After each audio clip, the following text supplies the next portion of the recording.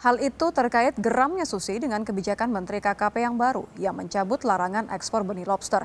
Anggota Komisi 4 DPR fraksi Gerindra membela Menteri Kelautan dan Perikanan Edi Prabowo perihal isu ekspor benih lobster yang menurutnya dipolitisasi. Darori melihat persoalan itu terlalu dibesar-besarkan dan dianggap menyudutkan Gerindra. Ia meminta Menteri lama tidak usah ikut campur dan mengganggu program Menteri baru.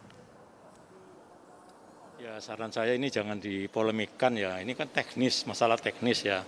Masalah teknis izin, ya jangan dibawa ke partai kemana-mana, tidak setuju.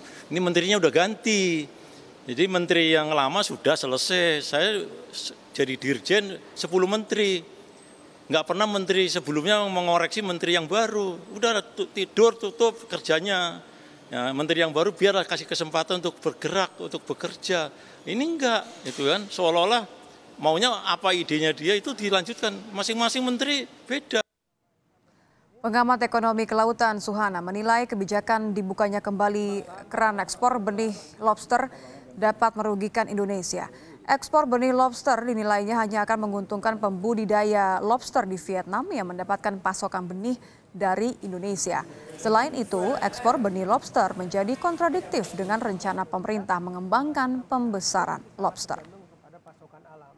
Ekspor benih lobster itu secara ekonomi hanya akan menguntungkan para pembudidaya lobster yang ada di Vietnam karena mereka mendapatkan pasokan benih dari Indonesia, sehingga daya saing produk lobster hidup dari Vietnam di pasar internasional akan semakin meningkat berbanding terbalik dengan para pembesar lobster yang ada di Indonesia.